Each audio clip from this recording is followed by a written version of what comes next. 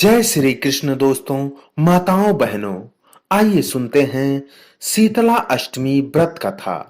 आपसे निवेदन है चैनल को सब्सक्राइब जरूर करें, साथ ही वीडियो को लाइक करें, कमेंट में जरूर बताएं आपको कथा कैसी लगी।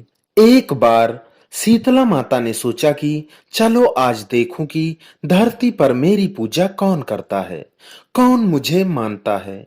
यही सोचकर शीतला माता धरती पर राजस्थान के डुंगरी गांव में आई और देखा कि इस गांव में मेरा मंदिर नहीं है और ना ही मेरी पूजा होती है। माता शीतला गांव की गलियों में घूम रही थी।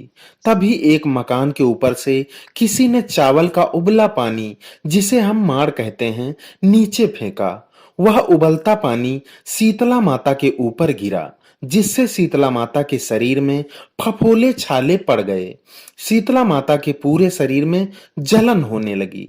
शीतला माता गांव में इधर उधर भाग भाग कर चिल्लाने लगी, अरे जल गई, मेरा शरीर तप रहा है, जल रहा है, कोई मेरी सहायता करो।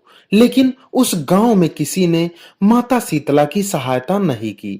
वहीं अपने घर के बाहर एक कुम्हारन महिला बैठी थी। उस कुम्हारन ने देखा कि अरे यह बूढ़ी माई तो बहुत जल गई है, इसके पूरे शरीर में तपन है, इसके पूरे शरीर में फफोले पड़ गए हैं, यह तपन सहन नहीं कर पा रही है।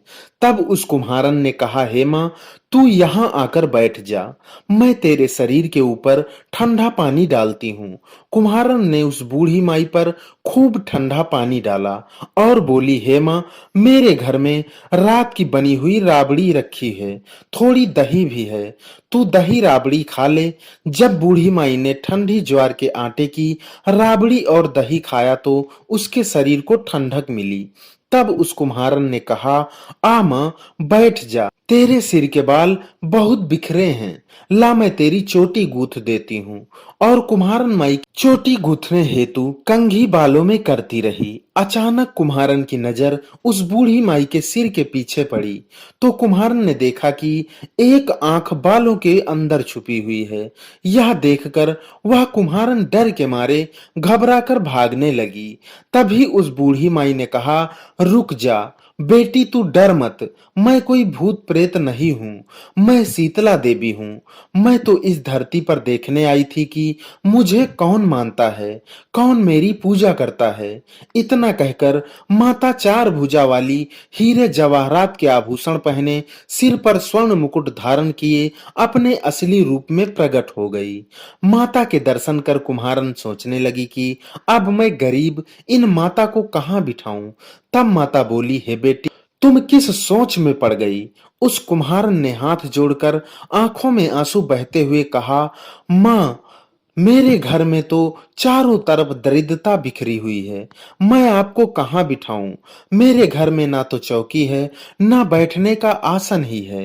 तब शीतला माता प्रसन्न होकर उस कुम्हारन के घर पर खड़े हुए गधे पर बैठकर एक हाथ में झाड़ू, दूसरे हाथ में डलिया लेकर उस कुम्हारन के घर की दरिद्रता को झाड़ कर डलिया में भरकर फेंक दिया और उस कुम्हारन से कहा, हे बेटी, मैं तेरी सच्ची भक्ति से प्रसन्न हूं, अब तुझे जो भी चाहिए मुझसे वरदान मांग लो।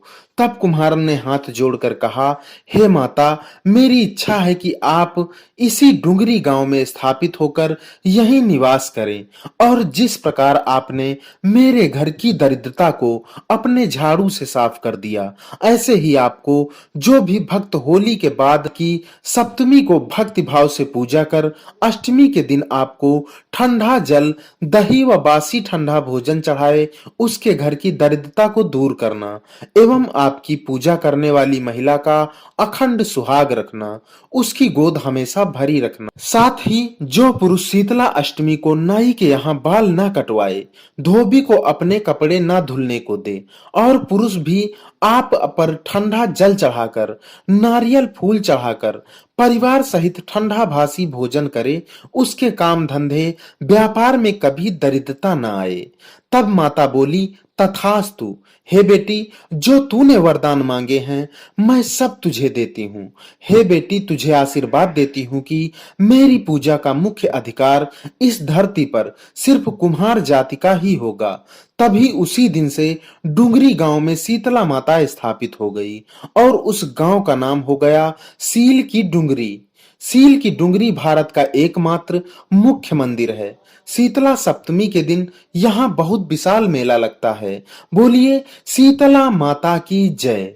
तो दोस्तों, मित्रों, माताओं बहनों, आशा करता हूं आज की कथा आपको पसंद जरूर आई होगी। अगर पसंद आई है तो चैनल को सब्सक्राइब, वीडियो को लाइक जरूर करें। कथा में अगर आपको कुछ अच्छा लगा तो कमेंट में जरूर बताएं। इसी के साथ विदा लेते हैं, मिलते हैं अगली कथा में। तब तक के लिए नमस्कार। जय श्री कृष्ण।